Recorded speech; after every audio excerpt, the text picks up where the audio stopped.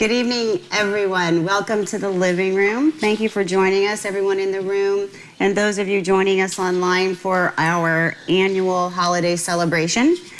For those of you at home who aren't able to be here with us tonight, every year for the past several years, and some of you who are long-timers been coming and this is not your first holiday celebration with us, it's honey baked ham and au gratin potatoes and green bean casserole and amazing desserts. So I'm sorry that you're missing out on that and not able to participate in that with us. But tonight is all about the patients. It's all about celebrations of the last year and hope for the one to come. So thank you all for coming. I'm Danielle Hicks. My role here, for those of you who may not know, although I think most of you do, is sort of overseeing all of the patient programs and services. So everything that we do that directly touches a patient or a family member or caregiver is my area of responsibility. I'm fortunate enough to have an amazing team that I work with, both in programming and services, as well as folks in development and running events and doing all those fun things around the country over the years for you. So thank you all for coming. I thought what we do tonight is start with our Around the Room, and I'm going to do it a little bit different in that I'm going to start with this lady here to my right, who I'm certain does not need an introduction to anyone in the room or online, but just in case there's, I don't know, somewhere on another planet watching and they need to know your name, maybe you could do that. But then I'm going to start with some of the questions that I'd like the rest of the group, caregivers and patients alike, to answer. Of course, there's no obligation to answer the questions, but we'd really love to hear from you, not only for the people in the room and online watching tonight, but for those that are going to come back and watch it later, so that they can learn something about your journey, your experience that might have impact on where they are in their space. So I'm going to start with you. I'm going to ask you to tell us not only who you are, but give a little bit of your story, your cancer story. Okay. Oh, look who's here. Mr. Ron. Look at Ron. Ron is here. Get some food and sit down. My name is Bonnie, and I am Danielle's mom, but I'm also Andrea's mom. Where's Andrea? Is she gone? No, Did she leave? She's here. Andrea and Jared's mom, and I have 9 grandkids. So our immediate family is 17, so we're just a party amongst ourselves. I'm a 13-year lung cancer survivor, stage 3B. I was lucky enough to find, after many trips and second opinions and what have you, I was lucky enough to find an amazing thoracic surgeon up at UCSF and his multidisciplinary team that agreed to try to get the tumor that was on my heart off of it. And if they could do that, they were going to have surgery. So I did the chemo and I did the radiation. But I know you hate it when I interrupt your story. What? So I just want to, I know. Yeah. Sometimes you just forget to put parts in that I know you remember. Right, okay. So, but before that, and this is where sort of the hope piece comes in. Okay. What were you told before you were getting Well, before that, like a year before that, or maybe, this is the youngest daughter. This is the oldest daughter. In case anybody's wondering. And son is home watching the grandchildren. So it took over a year to finally get someone to tell me there was more I could do than nothing. And I was misdiagnosed for a really long time and went and had my own CT scan. The radiologist the radiation oncologist came out and said, Bonnie, look here. He said, take this to your doctor today. Take it to him today. Of course, I didn't. I waited about a week and a half to do it. And they said, this is not good. It looks suspicious. If an oncologist tells you something looks suspicious, that's a key word in doctor language that it's not good. It's probably cancer. So then I took my scan to academics and various different people that all said there's nothing we can do. You're going to correct me again? No, I'm not. Okay. I'm not. I think what might be helpful, because we do have caregivers in the room too, because I was one of those people in the room with her. Yes. So from my perspective, as all this was happening, and my sister could tell you the same, as well as my brother, and and my dad, Tony over there, we were scared out of our minds, right? All of us. And it went from, okay, it's lung cancer, to now doing what I'm sure everyone in the room and online did, is getting online. What does this mean? What does this look like? And then we went to the oncology, to see her oncologist. And I remember all I kept thinking was, please don't let it be small cell, because I was worried about that, right? Because if she was going to have a fighting chance from what I was seeing, it needed to be not just non-small cell, but even back in 2003, adeno, right? And even that was like, where are we going, right? None of it was good. None of it. Yeah. So go on. Sorry. So, long story short, I finally found myself up at UCSF talking to an amazing thoracic surgeon, and he had his multidisciplinary team there, and he said, Bonnie, what do you want from me? And I said, I don't want to die because I did nothing. I want you to do everything you can possibly do. I want you to try to hit one out of the park for me, and I will take anything you give me. I don't care how toxic it is. I don't care. So he kind of looked at me, and he looked at his team, and he said, all right, he said, here's what we'll do. We're gonna give you a ton of chemotherapy and radiation all at the same time. If we can get this tumor pulled enough away from your heart far enough, we'll operate. So the good news is that worked. But the point I'm even telling you this is, you know, and for all those people online, don't stop at the first person. You know, be your own advocate. Talk to people like us. Talk to other people that have been through the system. You know, make sure that wherever you finally end up, you feel confident that they're going to try to hit one out of the park for you. That's so, so very important. And during that process, when I was having chemotherapy and all of that stuff, I was on the internet, and this was in early 2004. I was diagnosed Christmas 2003. I was on the internet, and I just saw all of this information, and none of it was encouraging, absolutely none. So I really highly recommend that you don't get on the internet, because all that really ugly information is still there. It's still there. And you know, this is a time of great hope for lung cancer, and we have more therapies approved in the last 2 years than the last 4 decades. So I don't want you to give up hope. I don't want you to stop trying, and I don't want you to stop fighting. And that's the whole reason we started this foundation, and a second foundation you're going to hear about in a few minutes. Originally it was for awareness, to tell patients to get second opinions, and you know, for us to fight for patients. And then we found more and more barriers to getting great care and multidisciplinary care and all of those things.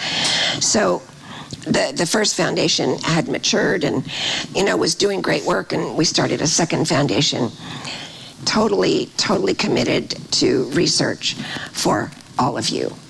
So that's it. Is it good enough? That's pretty good. Okay. Yes, pretty good. Don't you love how she asks me, though? She's trying to make sure. So there's a couple of questions on the page that I'm going to ask everybody around the room, and I'm going to start with you.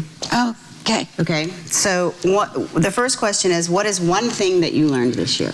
It doesn't even have to be about lung cancer. What's one thing you learned this year that you're happy you did?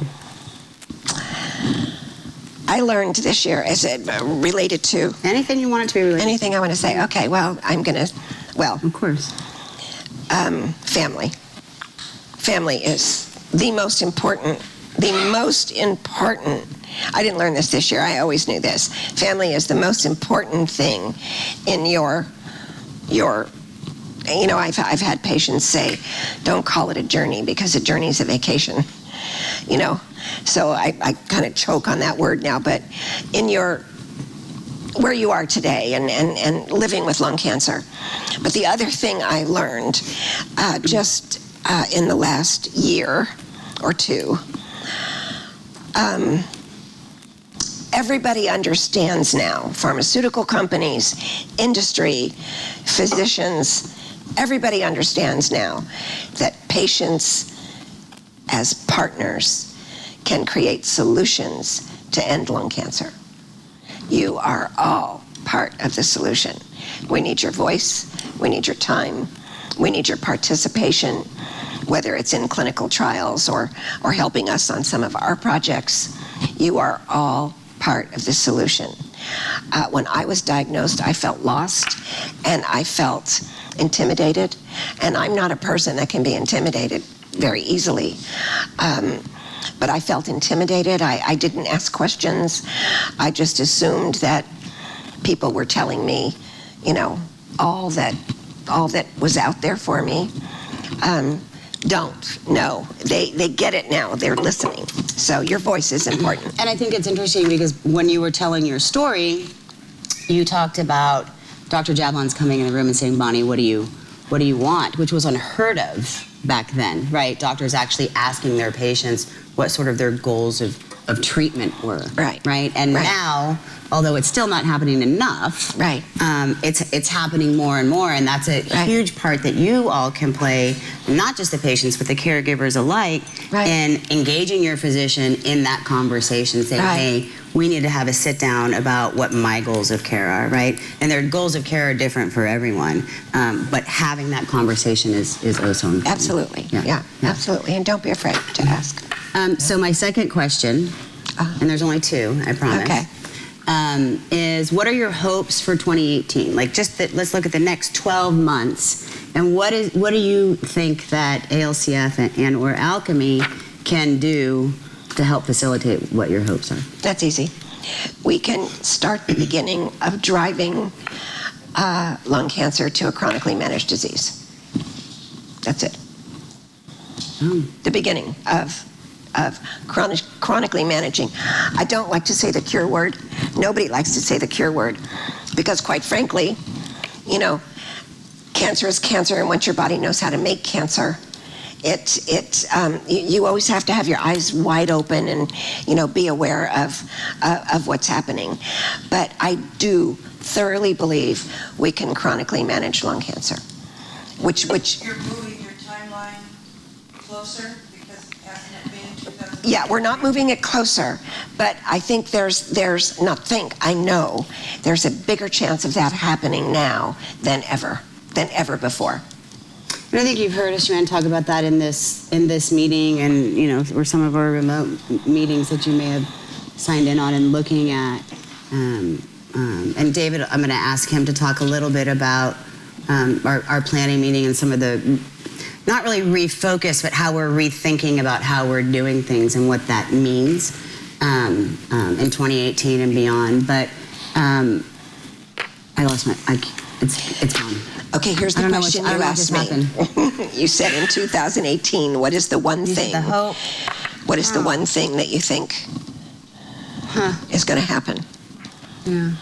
Okay. Oh, chronic management. There you go. That's where you were. Okay. So when we get to David, he'll kind of explain how we think we're going to get there. But it's all about managing patients who are diagnosed late stage and helping to sort of move that needle forward with drug discoveries and therapies and things like that. But also taking a larger focus in the earlier detection of lung cancer and how everything we do rolls up into that. So it's sort of this double-edged, big fat sword that we're going to be swinging out there so that we can, be to work on both at the same time. Exactly. Yeah. So I'm glad I found it. Thank you. And I'll really throw myself out there today and tell you that I personally believe cancer is cancer. I personally believe that cancer is cancer, regardless of what organ your cancer is in. Obviously, for surgical issues, that makes a difference. But cancer is cancer. And we're starting, we actually have a study, and Stephen's going to tell you a little bit about that in a few minutes, that some of you have targeted markers, correct? If you have a targeted marker, well, you all have some kind of a marker. Those are in other cancers. We're doing a PanCan study about a ROS1 marker that is in several other cancers. And, maybe it's possible to repurpose a drug from one of those other cancers because these researchers are not really talking to each other. You've got lung cancer research and pancreatic cancer research and breast research and kidney research and all of those. But, by opening those doors and opening that communication, there wondrous things could start taking place. Right, Stephen? Thumbs up. Okay, so with that, I'm going to go to the crowd and ask for a lovely volunteer. I always usually pick directly to my right or to my left, but I hate putting people on the spot because it always means nobody wants to sit in those chairs. Right. Right. Sally is, she's at home. Her heater, something happened to her heater, and she's stuck with the heater. Her furnace man, yeah. So hopefully she'll be here at some point, but that's where, yeah, it is like the pool boy. I mean, it's Sally, so.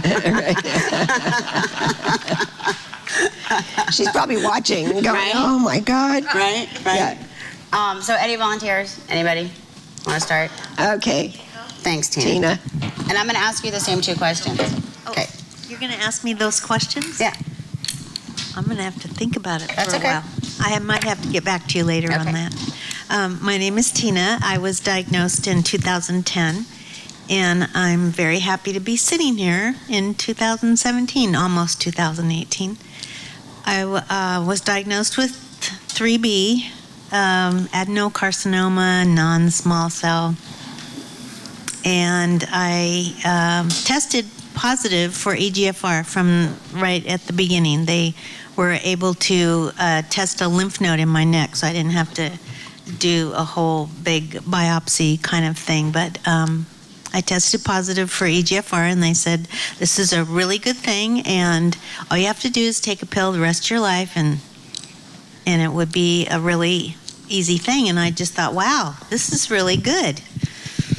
So I started doing that, and then I got another opinion, and we kind of changed our health coverage. And so I went to one other doctor, and he just goes, yeah, let's just stay on the Tarceva. And then the third doctor I went to said, I think that we can be a little more aggressive. And I said, I want aggressive. Just, yeah, like Bonnie, just give it to me. I can take it. And so he goes, okay, we're going to do aggressive chemo and radiation. And so I did that. And he said, and because we know that you respond to Tarceva, we know that, so that's in our back pocket always, so we can go back to that. So I did the treatment, and after the treatment, I had a clear scan, and I've had clear scans since. And that was in 2011 when I finished treatment.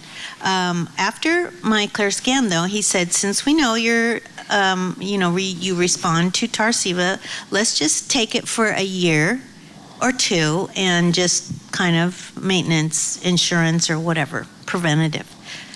And I go, okay. So after a year, he says, well, things are good, clear scans. Why don't we just continue another year? And then it was another year and another year, and 6 years later on Tarceva, I'm here and happy to be here. Awesome. And I did do the blood DNA study, and Foundation One or Foundation Medicine, are they the same? Yes. They tested my blood and they found no mutations. Which, does that mean no cancer? I don't know. So it's interesting, right, that they didn't even find EGFR. No. Yeah. Well, because you were treated, and originally it was the EGFR mutation that was driving your cancer. Right. And the treatment knocked that out. So when you progress, there's usually another mutation driving your cancer. It could be something. But no mutation is awesome. But then the research study at Stanford, they did find, and he said it was a much more sensitive test than Foundation uses. And they did find this, they described it as the smallest detectable expression of EGFR. So it was consistent with my initial diagnosis. Yeah. Okay. But smallest detectable. So he said, so we don't know what that means. Yeah. We don't really know. Yeah. It could be nothing, but my scan was clean, so I'm through going with that. this study, Tina, aren't they also looking because you're continuing to go back, Yes. right? So they're Yes. they're studying to see. Aren't you in a if they're- trial now? Yes. Aren't you? Yeah, Yeah. it's Well, the yeah. They blood, take yeah. my blood each time. And to look for the potential for progression. Yes. Before they, see it on a It's CT a- scan yeah. for the T790. It's right? so exciting, Yeah. potentially, I guess. It's kind of like reality now, but potentially they could pick up cancer way before it even forms a tumor. Right. So it'd be early detection, which is like Right. amazing. Yeah. Yeah. How do you treat that though? You don't know Well, what it is. they can find it, but they can't treat it because they don't know where to treat Yeah. it or where to target it because it hasn't shown Well, up. in then the they can CT start scan. looking, though. But what they Yeah. do is put you into early detection and CTs and follow up. So if it does pop up, they can zap it right out of there. Yep. Yeah. It's all good. So I'm going to ask the questions. You certainly don't have to answer, but just to refresh your memory. So something you learned in 2017 that you'd like to share with anybody? Everybody, actually, not anybody. I still have a lot to learn. I'm still learning. I don't know. I can't really say one thing. Learning that you I have just a lot keep to learn. evolving and trying to carry on and be a good person. And grandbabies are awesome. Yes, Yes. grandbabies are amazing. I love And how about next year? Any hopes? Well, I was thinking after my last clean scan, I was thinking about your 2023? Mhm. You're chronically managed. It's going to be before that. Oh, I think Nice. yeah. all these drugs that are coming out and Okay. Yeah. yeah. We like that. We like I don't know. hearing I don't know that. who's That's clapping. awesome. I but we always I can. really feel that. I That's mean, good. like next year, I think there's Yeah. it's really getting there. It really is. I mean, we're just seeing it in the last 2 years here. Yeah. A lot. So, yeah. Thanks, Yeah. Tim. All good. Awesome. Okay. Mr. Rick, you don't want to say? You can go Dave. this way. Dave.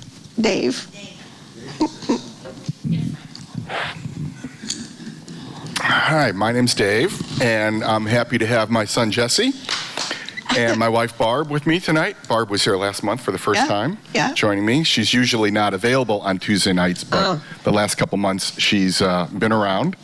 She's been dating. Yes, so thank you guys for joining. Jesse and his wife are moving up to Portland in about 3 weeks, so we're going to lose them. So this will be the first and last time you see him, at least for a while, who knows. So anyway, I was diagnosed, you say you're a 13-year survivor. I'm a 9-month survivor. Awesome. Or do we call ourselves thrivers? Right. That's right. Even though I'm That's not right. a Kaiser patient. Yeah. Anyway, so when I was diagnosed, the shock, of course, was so similar, like you talked about. Yep. And I can still see Barb's face when she walked in the door Yeah. that night. And I had to What? tell her what was going on Yeah. because she was not with me when I got the phone call that Yeah. said, you have lung cancer. Anyway, I have adenocarcinoma, stage 4, and they found 3 in the lungs and chest and a lymph node, etc. And then there were 6 lesions in the brain, which then had SRS. So I was tested, and my information came back to be EGFR as well. And so I'm on Tarceva since my diagnosis back in March. And it seems to be working. The rash is in full bloom. Yeah. Yes, it's doing its Yeah, thing. And yeah. as my oncologist likes to say, go rash. Right. So, right, if the rash is working, then Right. hopefully the drug is working. So, anyway, I think last month I had told you that I had a seizure, what they call a focal seizure, Yeah. where I could not speak for about 5 minutes, which was very strange feeling. I got this aura, as they talk about in the world of seizures. I had this feeling that came over me. I was alone. I had just gotten in my car, and I started to try to talk to myself, and I couldn't get any words out. It was complete garbledy-goop. And, of course, you start to panic a little bit, and no one's around. But everything else about me was fine. So I got out of the car, I went to the neighbors, and, et cetera, et cetera. I wound up at ER. A neighbor was home and took me to ER. And within a few minutes, I was able to talk in words and then sentences. And 3 hours later, Barbara and I were having lunch somewhere near Sequoia Hospital. So It did not last that long, but they did tell me not to drive for a while until they get this whole thing figured out. Well, the good news is, a couple weeks ago, they gave me, quote, back my keys. So I'm back to driving, which is always a good thing, you know. Okay. But all the Lyft drivers around Belmont are really sad. Okay. Dave's not a regular anymore. Okay, I was a really good customer for about 6 weeks. Yeah. Anyway, to your questions, I think what I was surprised about the most, or what I learned the most in 2017 this year, was how many people are living with cancer. We have a pretty widespread group of friends and family that we have told our story to, and the number of people who have come back and shared their stories with us has been shocking. I'm talking college roommates, people I lived with, you know, in various times of my life, people I thought I was very close to, and they chose to be very quiet about it. Interesting. And, Interesting. Yeah. you know, as our family, we have not been quiet about it, because I didn't want to go through the feeling of, who did I tell? Who didn't I tell? Right, Did I tell you I have lung cancer? Or you see somebody at the grocery store. Yeah. Hey, Rick, how you been? Oh, good, Dave. How are you? I got lung cancer. Yeah. You know. So I didn't want that to happen. It happens enough with the people you marginally know that you only see every 6 months or something. And isolation is not a good thing. Isolation is not a good thing. And so you get the initial shock of a couple hundred people who mirror that shock back to you, which is kind of overwhelming emotionally, you know, when close friends and family hear about you having lung cancer and they see this. They see you for the first time. Maybe you emailed them or you spoke on the phone. The first time you see them, the first time you hug them, it's heavy. You know, you got to get through that. And so the sooner you get through that with as many people as possible, the better. But back to the question, I was really shocked by how many people are living, surviving, managing their lung cancer, their other cancers, surviving, no evidence of disease, all kinds of stories. Yeah. And I also found out that many of them have much, much more gruesome stories than I have. Even on the Christmas cards that come in. I mean, we got a rare kidney cancer surviving friend who she didn't even tell us. I mean, every year the card comes and no stories about her cancer, nothing, you know. But and look this how year, close- when she found out about us, then she told me her story. Yeah. And look how close you feel to those people now. Oh, absolutely. Isn't that interesting? Yeah. Yeah. And there- she was shocked. Then I called her up. I got her card and I called her. And I don't think we've talked on the phone to them in a number of years. Yeah. And, you know, we talked for an hour, Yeah, that's you know, awesome. which is great. Yeah. So, Have you found, Dave, or heard comments from these folks who you didn't know about saying, like this sense of relief that now they felt like they had somebody to talk to about it? well, in some ways, yes. But as we all know in this room, you know, lung cancer has the toughest, you know, reality, if you will, has the least availability to survive in the past, and hopefully in the past. And most of these people did not have lung cancer. They had other types. But they had surgeries, and they've had rounds and rounds of chemo, and they've had times where they felt they were dead or thought they should be dead, and they lived through it. Yeah. And they've had some hellish years. And, you know, knock on wood, you know, I'm living pretty good for 9 months. Yeah. You know, Tina's going on 6 years. Yeah. And we have Karen in Florida at 10 years. And so, Yeah. you know, Joanne's with me just a little over a year now, Yeah. right? Yeah. So, yeah, I mean, you know, there's other drugs for other patients with lung cancer, Yeah. and more coming. So, Yep. your second question was, Hope for next year. hope for next year is to be in the same spot I'm sitting in right now, saying the same story. Well, we'll Nice. keep it warm for you. Yeah.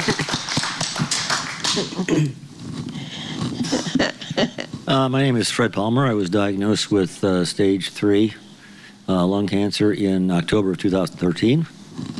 And after a whole series of various treatments, including radiation, chemotherapy, targeted therapy, I'm now on immunotherapy. And everything seems to be working as far as the medication goes. So I'm just looking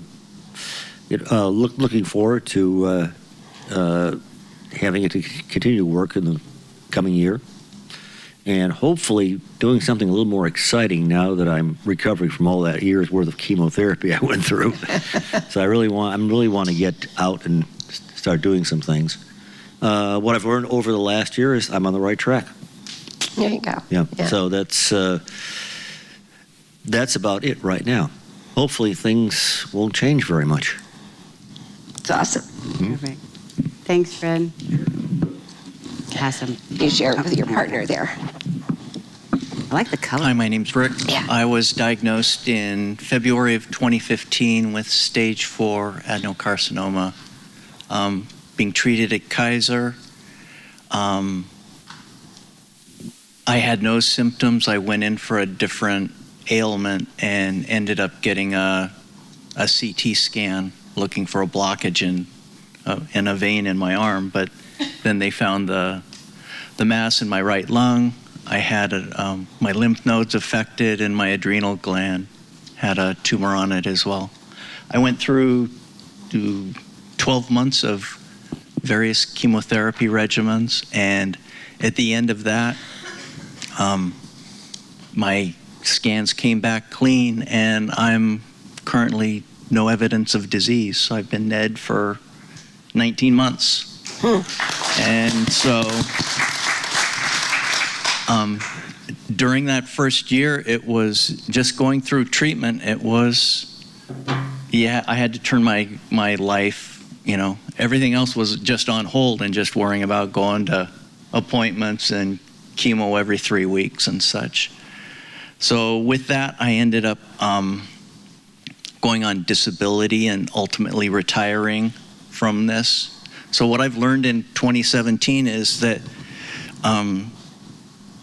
I can live in remission, and there is life after after being treated, and just being able to fill my days now. I can do what I want when I want, and I'm doing a lot of volunteer work, which I didn't have the opportunity before. I'm able to sit on the front porch, read a book with the dog on the front lawn, and life is good. So I feel very blessed that I can be at this point. Looking forward to 2018, I want to be able to continue this. I know the numbers are pretty grim that they publish for stage 4, and it's going to be 3 years in February for my diagnosis. So I just hope they keep finding new drugs and new regimens that will be available to all of us, even us without any of the EGFR mutations, because I had none of those. So looking forward to 2018. So Rick, remind me, you had no mutations. What was your therapy?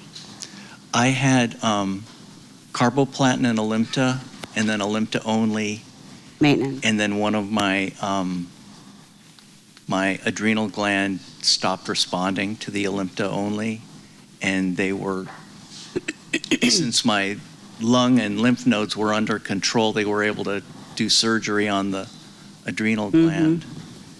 And then after that, I went through a little bit of radiation, and then I went on Taxotere.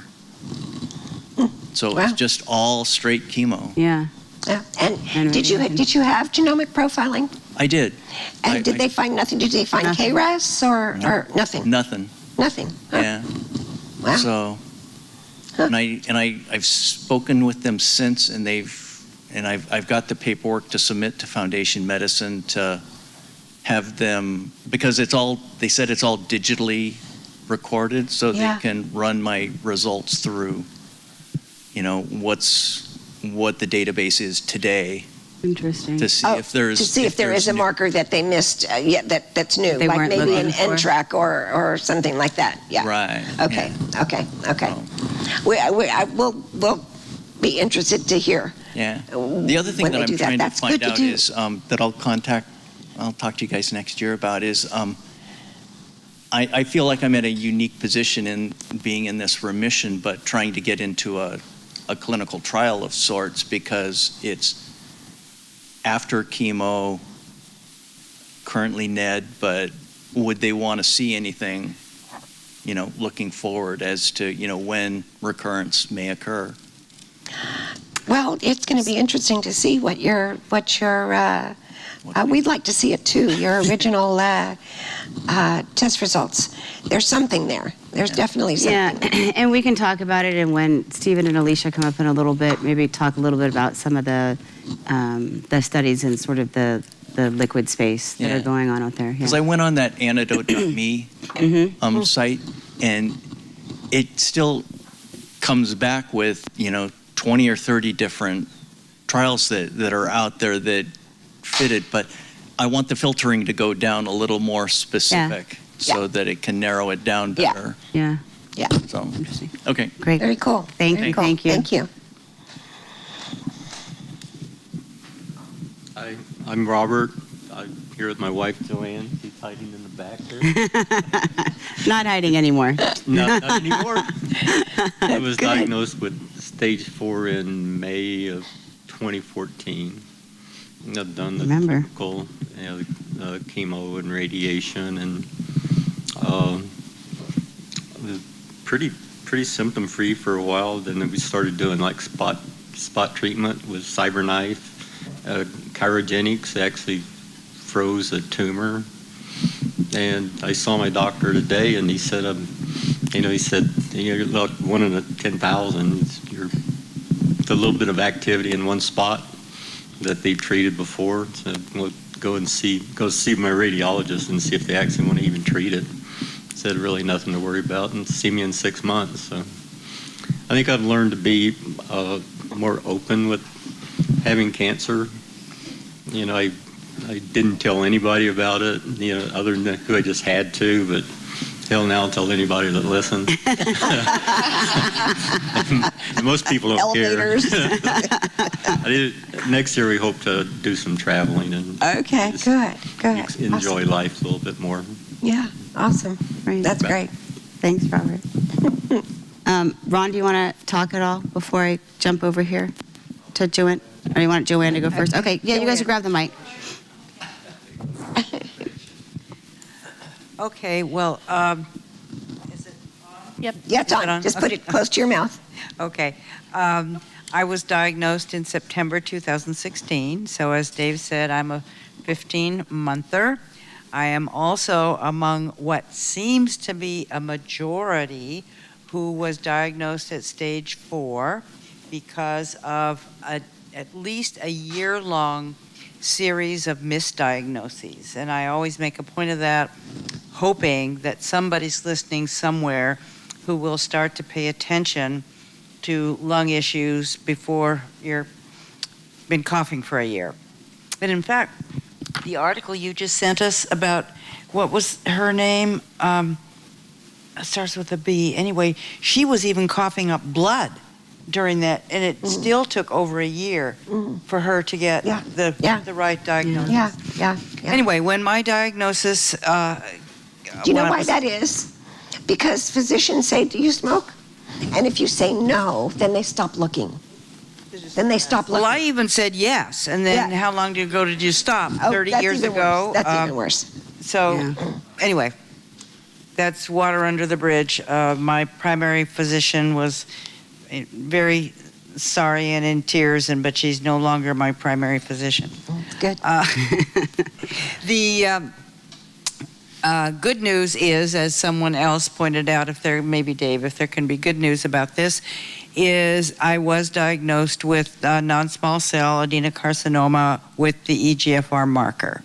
And so from the get-go, even though we were panicked, as you pointed out, Danielle, and the family was with me, and even our son from New York was out here, still the doctors, particularly Dr. Krishna from El Camino, were so positive about, what you have is treatable, and you are healthy and active, and, life is going to go on for you.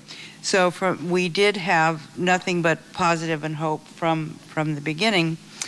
Then the scan showed that I had about a 5.5 centimeter tumor on the middle lobe of the right lung, that I had a lesion on one adrenal gland, and that I had pretty extensive metastases to the bone.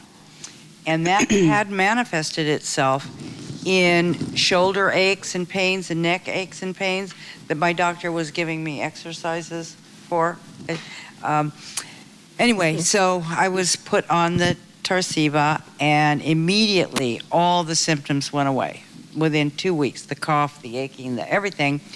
And then I had a PET scan at 2 months, I believe it was. And depending on which doctor you listen to, my second opinion doctor at UCSF said my results were above average. My PAMF oncologist said they were fantastic. But and I prefer her. Fantastic. I prefer fantastic. Fantastic. So anyway, very, very good. And the Tarceva has continued to, as of my last PET scan, still continued to reduce things. If I understand it right, there is no metabolic activity in the bones anywhere, but there are little holes that the cancer leaves, and so I have to have an injection every month to for strengthening bones. But I haven't had any issues with breakage or fractures, which you're supposed to watch out for. Haven't had any problem with that. And the lung tumor is down around a centimeter, maybe a centimeter and a half, and the adrenal gland is very small too. So I will continue to have scans, continue on the Tarceva. Dave didn't mention this, but or maybe sort of, but managing the side effects, can get you down if you let it. I've had most recently just a horrible upper lip rash that's turned scabby and scaly, and I went back to Dr. Boldrick, and she gave me a different ointment, and it's gone. So, these things happen and they work. And I, of course, have a wonderful support team, and my daughter Sarah, who's here, my husband Ron, who is here, She was here before you were. and my other two sons, Eric in New York and George here in Hillsborough. And so what have I learned in the year? I've learned not to be afraid of this thing. I just go on my merry way, chasing my tail every day, do a lot with family. I have 7 grandchildren, and we travel a lot. And one segment of them is in New York, so we go back and forth there. Awesome. And Sarah's family lives around this corner, and Georgia's up the block, or a couple of towns up. So we're together a lot. We do a lot together. I do a lot of cooking.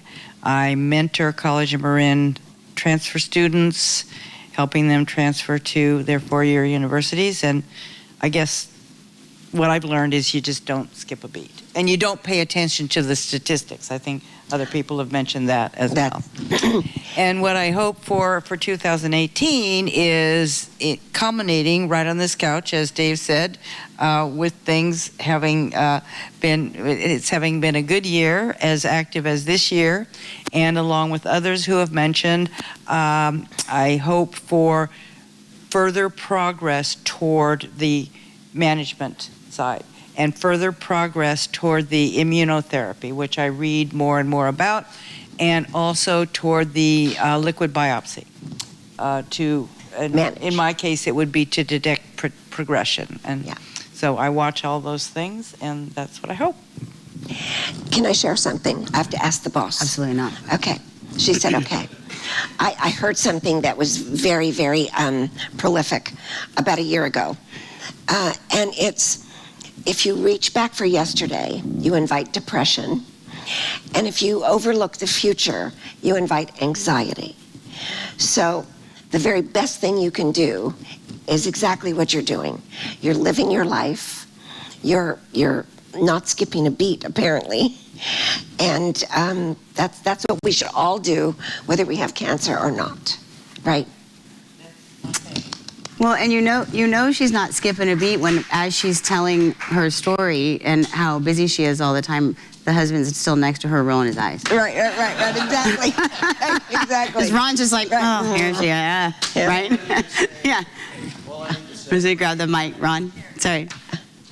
All I need to say about Joanne is that she's preparing a dinner for 11 people on Christmas. 15. 15. Get it right. But 4 of them are kids, and they Yeah. sit in the galley. Yeah. And what are you doing? What are you doing to help? Well, I'm making drinks, and I'm Okay. and staying out of the So kitchen. pretty much nothing. You're pretty much doing nothing. Staying out of the kitchen, as I'm always told to do. That's great. That's great. Okay. We have a family in the back there. And we have Yeah. Mr. Fong over here, And Mr. too. Well, he's the last. We save him for the last, right? And we have online. Yeah. Hi, my name's Wayne. This is my wife, Rebecca, and she was recently diagnosed on November the 21st with stage 3B adenocarcinoma. It's just been crazy in this less than a month, and just trying to figure out what to do. And we spoke to Ron there last week, and he gave us some very encouraging words. We just haven't been able to figure out with all of this information that we're trying to get and trying to make the best decision and figuring out when to start therapy. But I think after talking to a bunch of different doctors at PAMF and UCSF, and as well as MD Anderson, they've convinced us to just start treatment as soon as possible. And next week, on the 27th, she's going to have her first session of chemotherapy and radiation. We're very hopeful and optimistic that she's going to beat this thing. But we're still so new learning curve that we don't even know what we're in for. Have they talked to you about surgery, possibly, at some point? They haven't considered that at this point. She has a 3.5 millimeter mass in the lower left part of her lung. But because it has spread to the other parts of her body, I think they want to do the chemotherapy first. Where has it spread? To her 3 lymph nodes. Well, that's the ones that they biopsied. All the ones they biopsied had cancer. Okay. Yeah, so, you know, we're trying to do the best we can and getting the information, but I think it seems to make sense to just get things started and to just Absolutely. and figure out what to do next. Yeah. Okay. Yeah. And I know there's been some back and forth, and that's what we're here for, to help answer those questions, hear what your doctors have to say, help facilitate second opinions. I'm not sure who you saw at UCSF, but we can talk about all of that. We saw Dr. McCoach We at loved her. UCSF, and she absolutely loves her. Yeah. Okay. You know Dr. McCoach? McCoach? No, did they? McCoach. Carolyn McCoach? Yeah, Steven's nodding his head that he knows who she is. Okay, yeah. And they did they sent the biopsy off for genetic testing or molecular testing. Yes, she tested negative for the big 4. Okay. And we're waiting for the other ones to come in, which apparently seems to be more helpful down the road as opposed to right now. Did they send your tissue outside, or did they do it internally? I think it was shipped out. Yeah. Okay. Yeah. Okay. And, We'll chat later. Thank you. Thank you, everybody. Okay. Yeah. You're welcome. Thanks for coming. Nice to You hear look our fabulous. story. You look absolutely fabulous.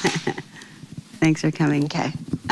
So, I don't know if anybody else in the back wants to talk. I've got work people back there. does everybody know Ron Fong? Who doesn't know He's Ron? family. Ron's family. Everybody's family. Everybody's family. I came tonight because I heard there was free food Yeah, exactly. It's always free food. and friendship. Yes. Yeah. So my wife Joan had stage 4 adenocarcinoma. She was an EGFR mutant. She never watched X-Men. She was a mutant. 4 45 months of treatment and 15 lines of therapy. And so it's been an interesting year. I think some of the things I discovered were that the lung cancer community is vast. And there are many different organizations out there doing the good fight. This is one of the best ones. And so if you're coming for advice here, this is good. I learned that there's a lot of people we don't talk about because we don't talk about lung cancer. We don't talk about cancer. It's just one of those things you're ashamed of somehow, but we don't need to be. And I think I also learned that there's a lot of guys who are widows. We don't talk about widows. We talk about widowers. Yeah. But it's been interesting. I also learned something I want to pass on. If you have a credit card and you and your spouse have a credit card and you go like, oh, this is really cool, your credit card. Turns out only one person of you two own that credit card. And when you tell the credit card company, oh, she died, all your cards are canceled.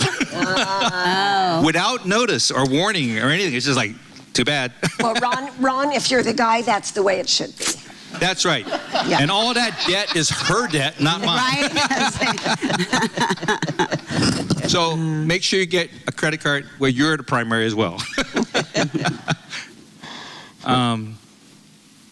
Yeah, we've done a lot of different lung cancer events as well as conferences, and there's a lot of people out there doing this good fight. For 2018, what I'm hoping for is in 2018, the 5-year NCNN statistics will say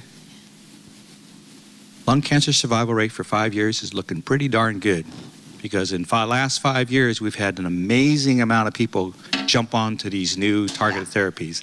And that's going to bend that survival curve, I hope, like we can't believe, so we can get to a chronic disease. Thank you, Ron. I'm going to ask David to take the mic just real quick. I don't know if you were in here when I said about what I was going to ask you to do. I have no idea what you're going to ask. Okay. So one of the things I wanted to talk about, and I think Joanne had brought it up, and a couple of things have come up about chronic management. So I just said that you would say a few words about a lot of the planning we've done for 2018 and beyond, and what that looks like, and how we're absolutely not shifting our focus of that, but we're shifting the way we think about it, with the still staying here, you know, with the development of drugs for the later stage patients and moving towards chronic management there, but some plans in the early detection space and how that all kind of melds together. Okay, happy to do so. Thanks.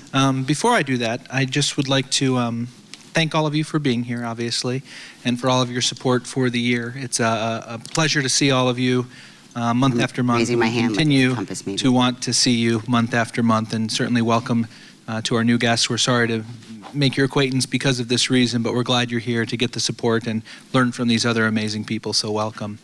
In terms of my own personal story, really quickly, I've recently had an experience that reminded me how important things like this are and being educated are. My second oldest brother was just diagnosed with kidney cancer. I got to think how old he is, 52 years old. Diagnosed because he was in a motorcycle accident, going very, very fast without a helmet, with lots of injuries, but when they did a scan, turned out he had kidney cancer, just like my father had. And so the good news, it was caught early. He's going to have his kidney removed and should make a full recovery, but having to be on that patient side of it again after dealing with my father, going through it, it reminded me of all the challenges you face, not just the diagnosis, but the insurance and the aftercare and coordinating care and everything else that comes with it. And so, you know, your stories are certainly inspiring to me and how well you've all coped. And I will certainly point out to my brother that while this is for lung cancer, I'd love for him to listen and hear from all of you how you can continue to go on and be strong and learn and grow from this. So just a great reminder for me and my family about the importance of our work and the things that we do, and certainly the way you guys share your stories and how important that is. So thank you again for that. To your question, Danielle, our organization really has always been focused on chronically managed disease, and we've had kind of our pillars of work around research and advocacy awareness, the things that you've heard us talk about regularly. And as we've been going through our strategic planning process, we wanted to start rethinking a little bit about how we approach our work and really redefine kind of the pillars. And so to get the process started, we reached out to our network of experts, our key opinion leaders and others connected to us, and just said, as you look forward to the future, what do you think are the most effective things we could concentrate on as it relates to chronically managed? And they came back pretty quickly with 3 key areas, all defined slightly differently in how they described it, but certainly pointing to very specific areas. And one was early detection. And early detection covers a lot of different things. Right now, the only kind of known, or not known, but approved way of testing for people is low-dose CT scanning, but it's for a very specific population, 55 to 70, a certain pack history. About 8.6 million people currently in the United States meet that criteria. And would you like to guess how many of those are actually getting screened today? What percentage? Not much, 3%. 3. So if we're going to make a difference, first we need to start with the people who are eligible for screening and get them diagnosed early. The reason that's so important is if people diagnose late stage, the survival rates aren't great. But for people diagnosed early stage, it's well over 50% 5-year survival. So that's an important piece. But it's more than just those folks who need to be screened. We need to expand the risk pool. Who is defined as at risk? We have younger patients now being diagnosed. We need to do studies to figure out why, epidemiology studies and others, to say what are those factors that really should put them into some type of a screening or watch list. So we have to expand that at-risk criteria. Maybe we need to look at radon or other environmental exposures and get those people in there. We also have people who are misdiagnosed for years, unfortunately, right? And what we need to do is better educate physicians, the care community, and the public about what are the symptoms of lung cancer, because it's really the only way we're going to start seeing more and more people have their cancer caught early. So this early detection pillar is so important. And then Stephen and Alicia here are working with our sister foundation, the Adario Lung Cancer Medical Institute, and it's not just that first diagnosis, it's also using things like blood biopsy and others to monitor disease and try to catch reoccurrence before it happens. So this early detection piece is going to be so important for us, and it's a big part of what we're focusing on in the future. And we've already been doing that, but it's really redefining that work. The second thing we need to do is once people are diagnosed, we certainly need to improve the quality of care they're receiving, and not just the quality, but reduce the variability in care. About 80% of patients are seen in the community setting, and depending on where you live, you might not have access to what we'd consider a high-level standard of care. And so how do you improve that? Our Centers of Excellence program is trying to drive improvements in care, but we also need to do other types of things, like with our registry, the Centers of Excellence program, finding out new ways and really defining what excellent looks like, and then putting in those benchmarks, right? Are these centers offering a robust screening program? Are they offering molecular tumor testing, because we know how important that is? Do they have the right types of treatment options available for these patients, whether it's new technologies or robotics, to be able to do the types of surgery? People need to have their tumors go through tumor board review and have their case reviewed by a whole multidisciplinary team. These are all things that we need to do to really improve quality of care, and we have programs that are focusing on those options and really trying to build out that program of work. And then finally, and this is a very important piece, we need to increase the number of therapeutic options that are available to patients, and we know that. Bonnie mentioned in the last 2 to 3 years, more drugs approved and more indications than in the previous 40 combined. It's nowhere near enough. Nowhere near enough. And so Alchemy is doing studies that are actually our first ever therapeutic trial looking at small cell lung cancer, something that's much needed, as there's not many options for those patients today. We're doing things looking at resistance mechanisms. So why are people having drugs no longer work for them, and what can we do to develop new drugs for them? There's not enough kind of diagnostic and preclinical tools for people to even test their drugs or hypothesis, and so we need to build those models. If we're really going to improve survival, we need to catch it early, we need to treat it better, and we need to have more options to treat those cancers. That's the only way we're going to get to chronically managed, and that's what you'll hear and see from us over the coming months, weeks, years, and so on, while we work with all of you to make this happen. So I hope I covered that well enough for you. That was perfect, and it was actually a perfect segue into me inviting Stephen and Alicia to come up and talk about what Alchemy is doing in those areas. They got microphones up there for you? you? They do. All right. Thanks, David.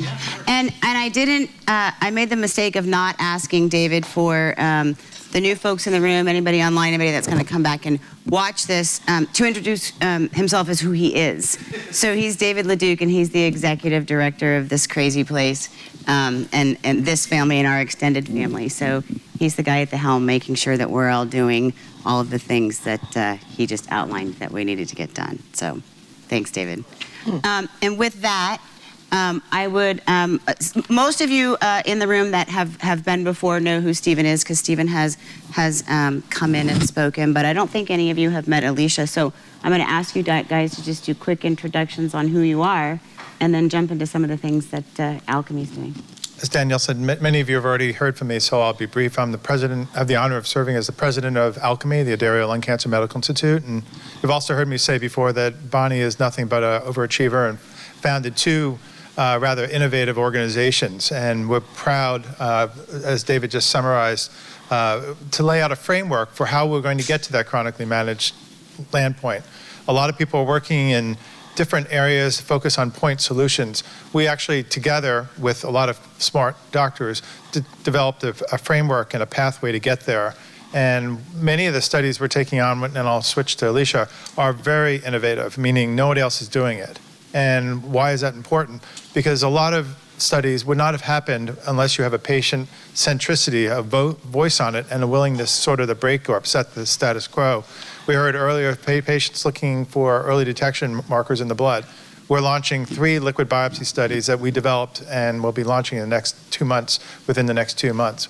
We heard about immunotherapies. We're launching our first immunotherapy trial. David actually referenced it and others in small cell, a unique combination. And it's less that it's small cell than it's a fact that it's a combination that would have probably or perhaps not have happened without our intervention. And so I've said this before, we really like to look in the unlighted areas of the parking lot.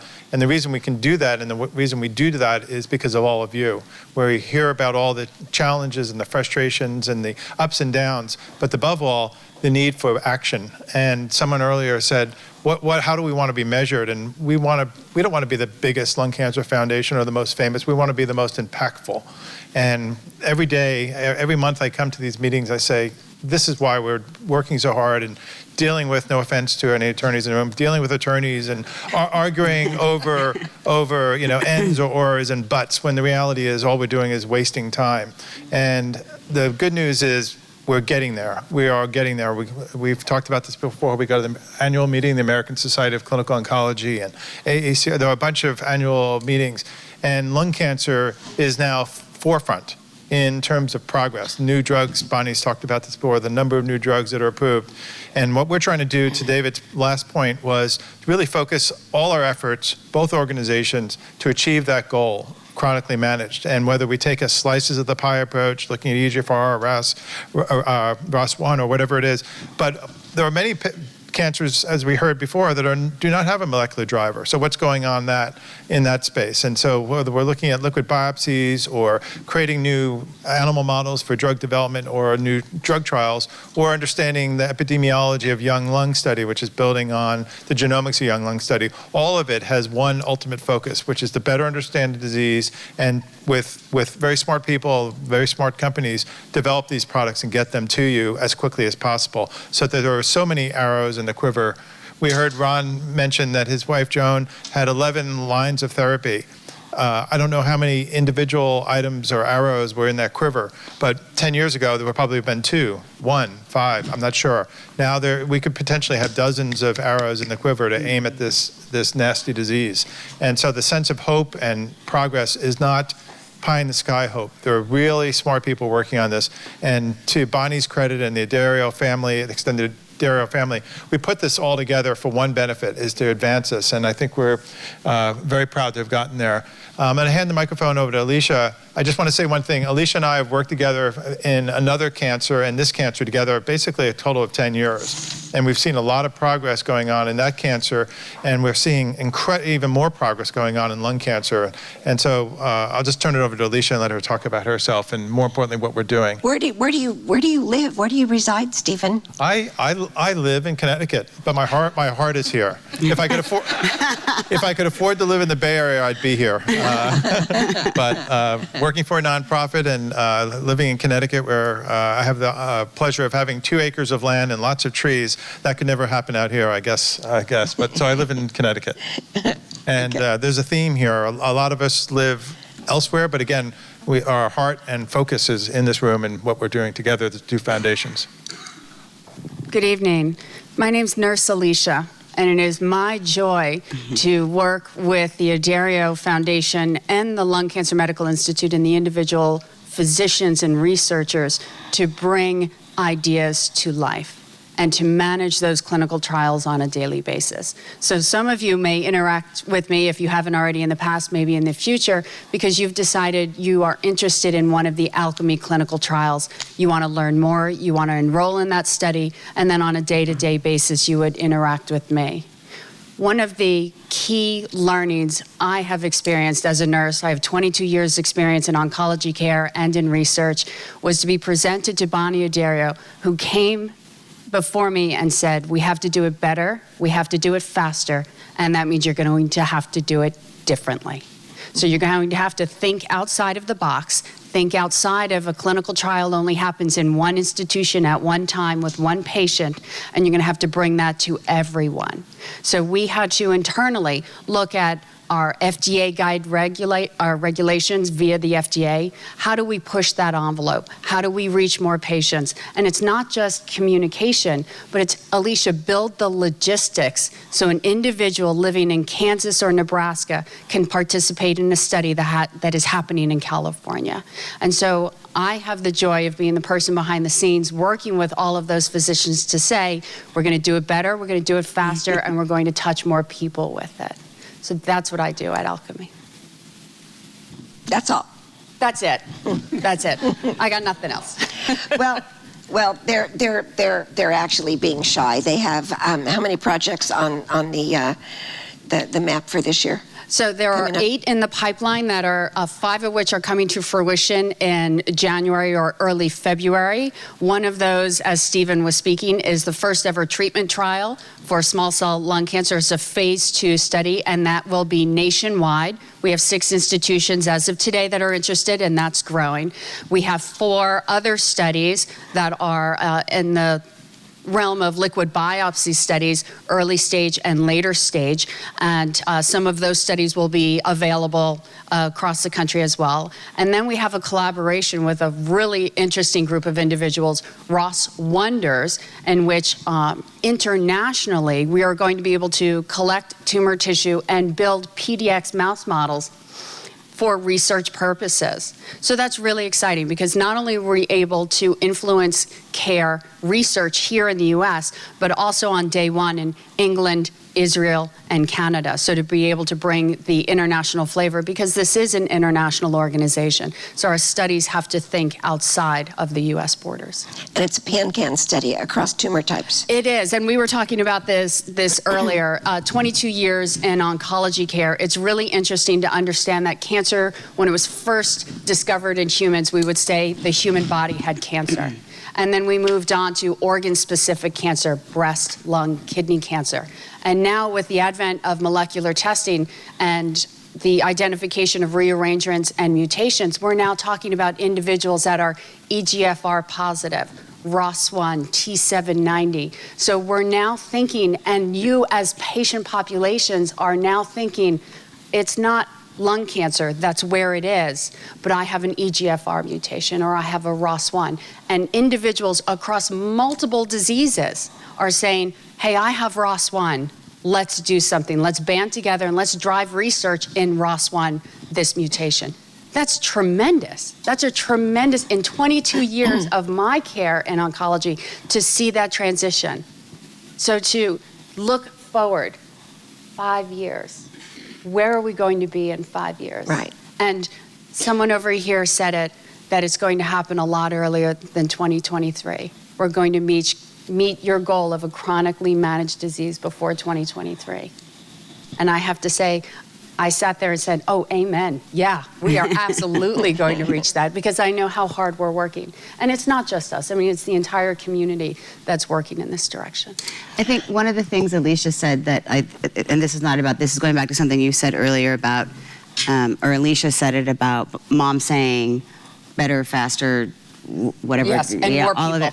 So I think what might be important for people to understand is sort of why alchemy and why alchemy can do that. Like where are these types of studies usually done, and how is it different the way that alchemy is doing it? So up on the wall is a great collage put together that spells out hope.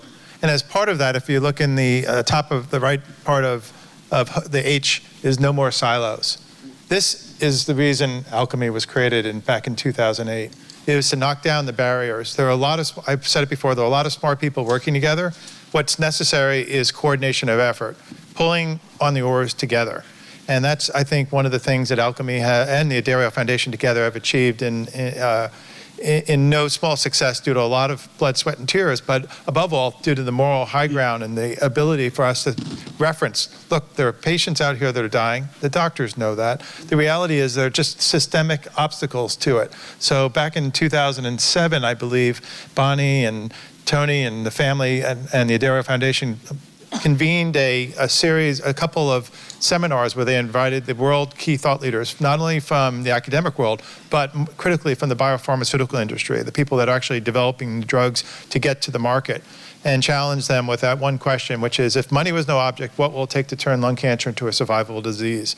And the answer was what alchemy became, a trusted third party, knocking down the barriers to collaborations, collecting the specimens, collecting the data, but not just in a passive way, setting the paradigm, marching it forward in a way that is not just an academic exercise where papers are published, but actually diagnostics are developed and therapeutics developed. And what's sort of unique about alchemy is we don't do grants. Alchemy's funding, we get funding support from the Addario Foundation, which is essential, but the dollars that are raised are generated to drive our own studies that are designed internally and function in a way that probably would not have happened on its own. So I think the shorter answer is it's to knock down those barriers, to build the bridges among the islands of research. A lot of smart people out there, Alicia said it and others, we're not going to cure cancer, the people sitting in this room. We're making it easier for the smart people around the world to work together. And to that end, we are relentlessly focused on speed. I joke that I didn't have gray hair when I started here, and dealing with what we're doing. But what I love about coming to this meeting is it reminds me why we do this. And you hear this from doctors and above all scientists from the pharmaceutical industry. They love to meet with patients because after a while you can lose sight of why you're doing what you're doing until you come to these meetings and hear the personal stories and the milestones that we're all going to achieve together. This is what puts the wind in our sails, every day. And I just know that, as Alicia said, what Bonnie says, faster, better, smarter. And that's really what we're trying to do together. Not trying to do, we are doing it. We are doing it.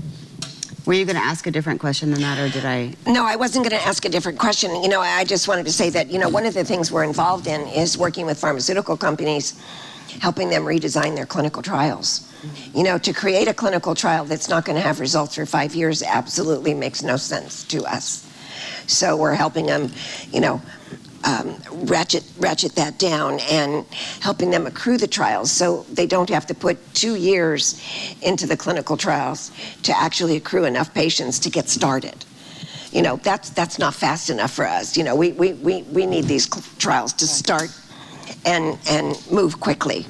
And we're doing our own trials. It's like, okay, you can't do it, we'll do it.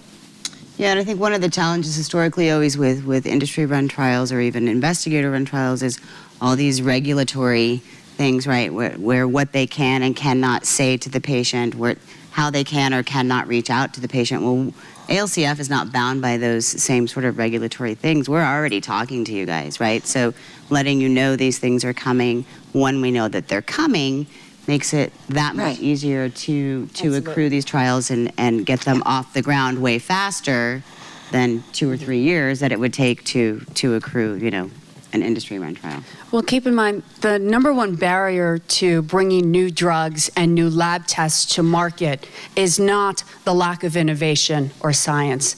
It is the participation of patients in clinical trials. The only way to participate is, one, if you know about it, and number two, if you have access to it. So a lot of what we do here at Alchemy is build programs, clinical trials that have that national or international reach, allow you to participate even though you don't have to go to a specific center to do so.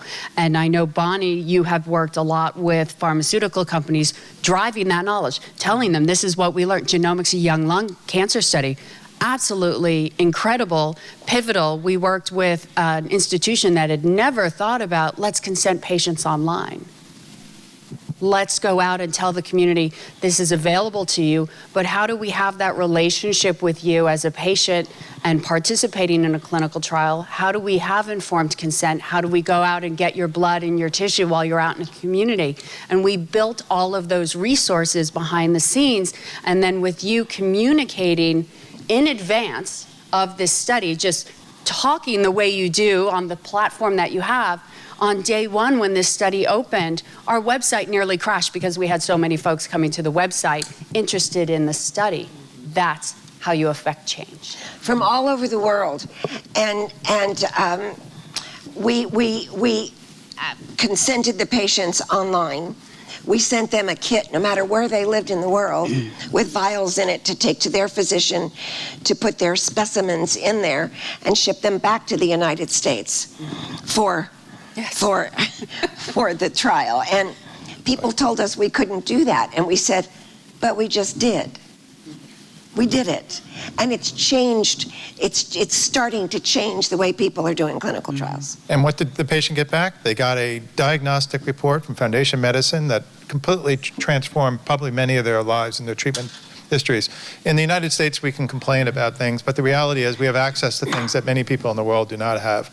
I know everybody in the room here understands how difficult it is here in the United States. Imagine in India and Bangladesh and Brazil, et cetera, where there is no standard of care of getting molecular testing done. And so that was the icing on the cake, that the patients got back a Foundation One report at no cost to themselves, nor to us. This was a collaboration with Foundation Medicine, and that probably saved many lives. And in fact, there was several patients, I can't get too specific, where their mutation would not have been found if it wasn't done through next-gen sequencing. And those patients would have been put on chemotherapy. Instead, they went on our targeted EGFR inhibitor, such as orlatinib or Tarceva, whatever it might be. And that actually is the other thing that I think we should all be proud of, is the ability to leverage partnerships with the biopharmaceutical industry, but also in the diagnostic industry. I did a report recently where we calculated how many dollars we've raised over the years and what we've invested for them and what's the impact. But the other aspect of it, and Bonnie loves us to talk about it, is what we've gotten for free. We've probably gotten close to $7 to $10 million in free testing, free services that allowed us to leverage the $2 to $3 million that Alchemy has been able to raise with the Dario Foundation so far into $10 to $15 million of work. And that, to paraphrase Alicia, is how you get things done. If you depend on the usual suspects, it's just not going to happen. So we're incredibly proud of what we've been able to do, and that, again, comes back to who these organizations are. It's really your voice, your focus, your passion, and your needs that are driving everything we do every day. It's for you. Yeah. You know, I'd like to, I wanted to say to you folks earlier, there was one other thing I don't think we quite realize, the influence that the organizations have, and that is the voice you have given to two particular populations. First and foremost is the young lung cancer group. Individuals under the age of 40 diagnosed with lung cancer, no one was talking about them. No one gave them a voice until your organization did. And then that grew into the study. And the second group is your collaboration with the Ross Wonders, which will now lead into other collaborations, giving a voice to these organizations that would otherwise, these patient populations that otherwise had none. And I think that's very powerful. Yeah. I agree. Yeah. Does anybody have any questions while we're sitting here? Michelle, anybody online have any questions? No? I will say, as the clinical trials are launched and become available to individuals in specific communities and the nationwide programs, that you will hear from them from our sister organization. They will reach out to you and let you know when those studies are available, right? Yep. And then you'll be calling me Nurse Alicia. There you go. There you go. In Florida. Yeah, in Florida, in South Florida. Yeah. I do want to touch go on ahead. one very briefly. We mentioned liquid biopsies, and I don't think I said this. One of the studies we're taking on is to, so patients stage 1, 2, et cetera, diagnosed, treated, maybe through surgery, the waiting and watching for potential reemergence of the disease for several people in the room, it's probably a major source of anxiety. We're launching a liquid biopsy study that will use the blood to look for reemergence of disease. Hopefully it doesn't happen in a way that you don't have to wait for CT scans. Every study we're taking on is filling sort of an unmet need, and that's only the last point I wanted to make. And go ahead, Danielle. That's take over okay. again. No, you can make as many more points. I had one question. Are you going to be using any of the patient registry profiles to reach out to specific individuals to participate in your trials, or is it just going to be a general blanket to the public? Incredible question, and a really good one, and I can't answer it, but Danielle can. So one of the advantages of having two organizations is one organization can do and say things that the other cannot do, but together we get there. So Danielle? Yeah, so that it is one of the purposes of the registry, obviously, not only to find patterns and identify gaps, but because we have those profiles, and Sandra, who I think you guys all met last month, at least I think you did, came on, and she's the director of the registry now and is working diligently to ensure that all of those types of communications go out, as not just only alchemy studies become available, but other studies as well, as we identify, what those gaps, what those subgroups are to what Alicia was talking about, whether it's a young lung or a ROS1 or a BRAF or whatever it may be down the road, so that we can communicate directly out to you all about that. Yeah. Anybody else? I don't know where she went. she skipped out while I was talking. That's okay. That's okay. Yeah, I know. I think everybody's probably ready to get back to the wine, so I want to thank Alicia and Stephen for being our special guests tonight, David for coming in and at the end. I, of course, want to give all of my thank yous to our generous supporters, Estelis. Oh, hand up. You have a question. Oh, I'm sorry. Sorry, before I go into thank yous. All right, it's on. So, before you got all through your commercial here at the end, I just want to say thank you, especially thinking about this family back here who's here for the first time, trying to remember what that first month was like. And was really words I won't say on TV. Mm-hmm. But I think that when Robert said something, was it Robert that said something about, now I'll tell everybody whether they want to hear about it or not, that I have lung cancer. I think that, I think about looking to the future and all this research is great, but the truth is there's a lot of resources and help now for people that don't know about it. Yep. And I think Wayne mentioned something about finding out from Ron. I don't know how that happened, but many of you know me as the dog park lady because I found out about this foundation the day after Dave was diagnosed from somebody at the dog park. And it's the sad thing is that this organization can help so many people that don't know it's here. Yeah. And there are other support groups, and I got to tell you, I am not a support group kind of person, okay? I am not into sort of like the cancer group hug thing. It's just not for me, but the difference is here is that this is an organization that gets stuff done, and you guys should know that this is a place that really is real help. There's really smart people here. They really have connections. They will tell you where to go and what to do in a good way, and I think that that's really, this isn't like other support groups. I mean, within 24 hours, you start telling people you got cancer, and they start giving you all kinds of recommendations. Everybody knows somebody or whatever, and well-meaning family members sent us 5 cancer cookbooks, and it was like, it's just not going to do it. But you know what? This organization really does. So the words on the wall are really important here.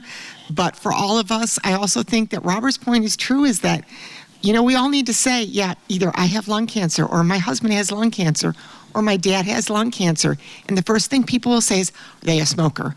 And whatever the answer to that question is, it doesn't matter, but move beyond that and make sure that everybody knows, because everybody tell one and everybody tell two, and sort of get the word out there that there are resources and there are help now for a lot of the people that have it. I just kind of... That was a way better commercial That's a PSA. than I was about to give. I want to thank you for that because I think it is so important. And one of the things that I hope we provide, particularly to the patients who are new to this sort of space and trying to figure out their way and what this all looks like, is through all of your stories, hope that you can get past this initial sort of shock, and that there is, life to be had after the diagnosis. And that's one of the things that's so amazing about all of you continuing to come here and share your stories, because whether it's a new person in the room or a new person online or a new person that's going to come back and watch later, it makes them feel less alone. And I can't tell you how many patients we've talked to who have not had the benefit of this, meeting or some of the services that we provide, and that's always the first thing they say. It's such a lonely feeling, right? So thank you all, and welcome, of course. And yes, sorry. Because you are just like my favorite person right now. Hello. And you've been so quiet. Look, who knew? It's not Dave anymore, it's you. Yeah. There are two reasons we started this foundation 18 years ago.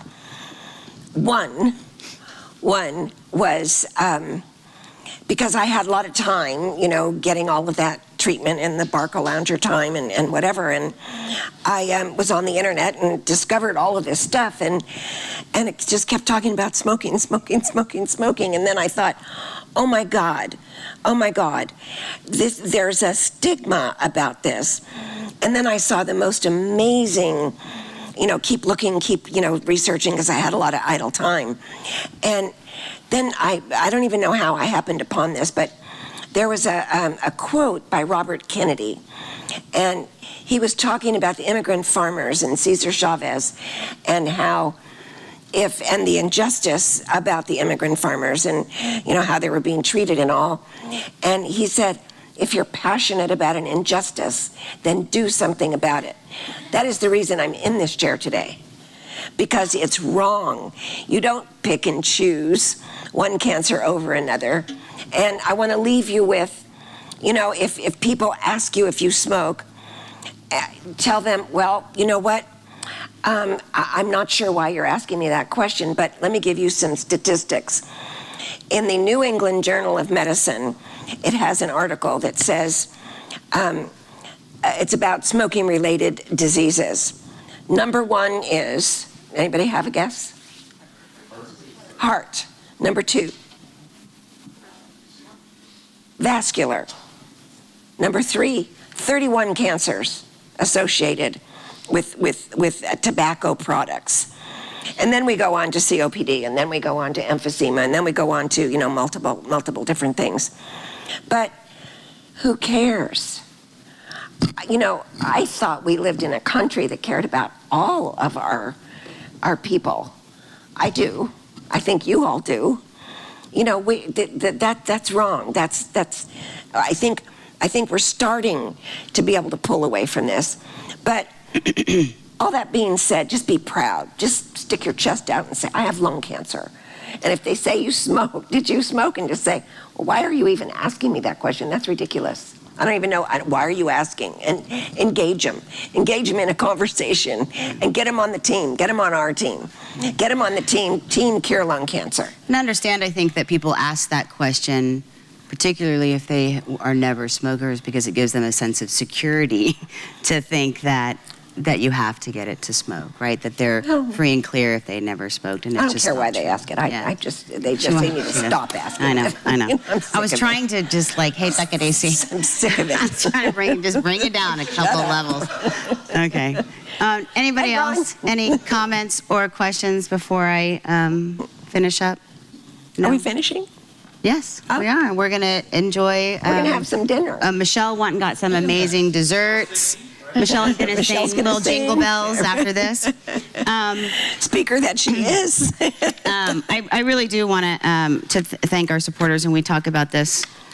We couldn't do it without them. I mean, we couldn't. We couldn't No. bring this to you, No. bring this crew in, and do it online if it weren't for them. Oh, and I will tell you, and I'm not sure if any of you have gotten to sign into any of the remote living rooms that we've had around the country in 2017, but they've been so insanely successful that we've decided to add a couple more for 2018, which I'm insanely excited about, but terrified about at the same time, because it's traveling to do this is a lot of work, but we're going to get it done. So we'll do if it. you haven't checked out any of the remote ones, do. It really is, it's very cool to be in a spot where these patients we talk to on the phone, but they can't come participate here, and then we bring it to their neighborhood, and they're able to be a part of it like you all are here. So I encourage all of you to check them out and to sign in from remotely here, so you can kind of see what it's like on the other end in the Well, let's the ask you camera this as well. question. How many of you are aware that we're doing remote living rooms? Have any of you dialed into them? Okay. We did one with Roy Herbst at Yale. I did, but it was the DC one, and it was the wrong time. Oh, because it was during the LCA summit. Yes, okay. Oh, you dialed in at the wrong time. So we should have been clear about that, right? Maybe we weren't. So We'll be. the time difference. We we'll fix promise to that. try to fix Yeah. our typos in our Okay, communications okay, about okay. them next year. Yeah, Eastern. Anyway, they've been great, and Yes, I wanted yes, you guys all to know yes, that yes. if you hadn't signed in, to do it, because Yes. it is interesting to kind of be on the other end of it. Yeah. So with that being said, thank you to our supporters: Estellas, Bristol Myers Squibb, Celgene, Genentech, Lilly, Merck, Novartis, Tesaro, and the Yahoo Employee Foundation. Peninsula Television, who comes out here every month, brings all of their equipment from their studios less than a half a mile away. This isn't easy. Yeah, it's not. It's a ton of you work. You should see the back room Yeah. when you come up to get a bite. Look in that room and see what it looks like. They have been absolutely amazing. I highly recommend them if any of you need any sort of camera support or TV time to go and talk to Bridget, because they do a great job. And then, of course, they play it on Channel 26, local cable here, every month, over and over. So can we tell them what happened to us at Miramar when we were having dinner there? I think we've told them before, but sure. Okay. No, go ahead. No, go ahead.